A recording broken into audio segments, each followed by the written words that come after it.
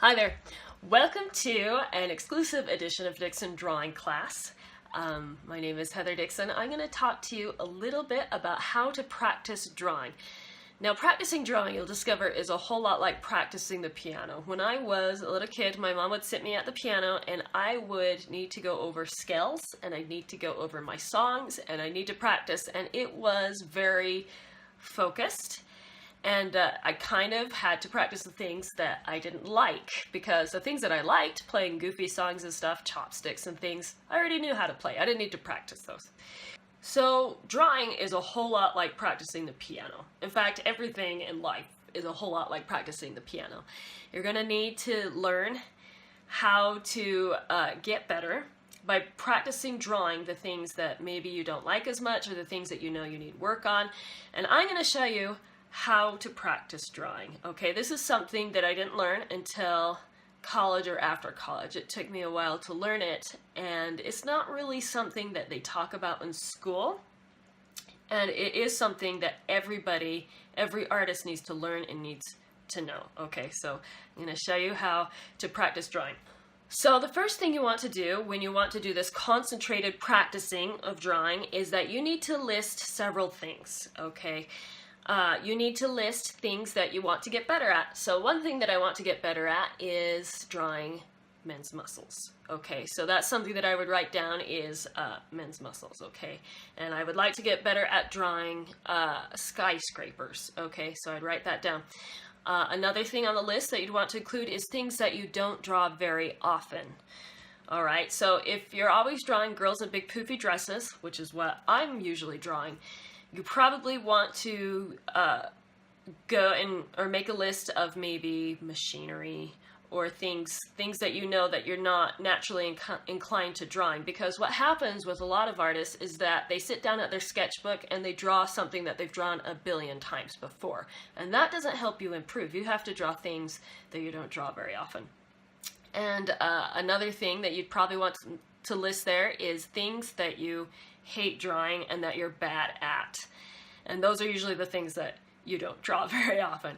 So for me, I'm probably not as good at things like architecture, and that is something that I would need to list as well. Okay, so at that point, once you have a whole list of things, and it doesn't need to be just things like architecture and muscles and stuff, it can also be techniques and styles like inking. Inking is something that I need to get better at.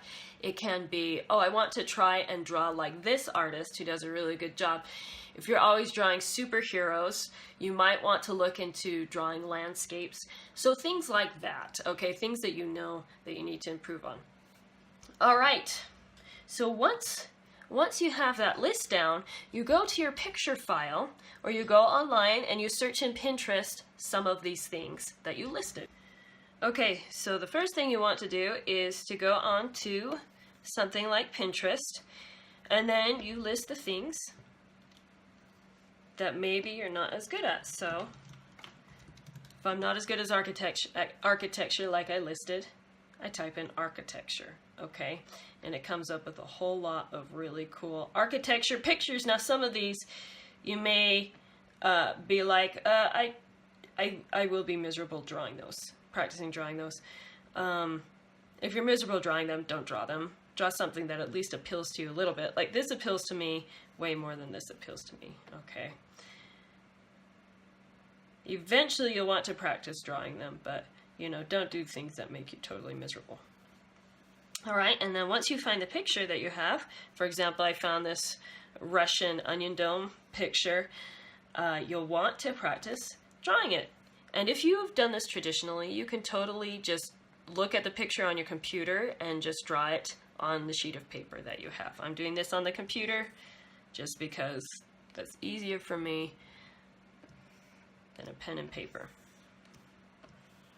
Okay, and then you draw it. And I'm going to just draw this really quick.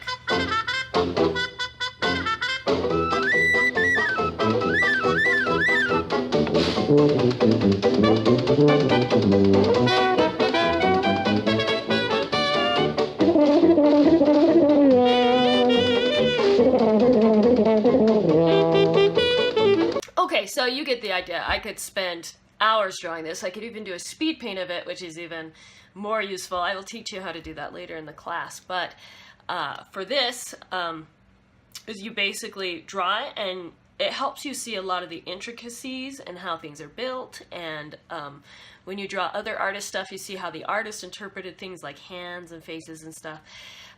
So this is phase 1 of drawing.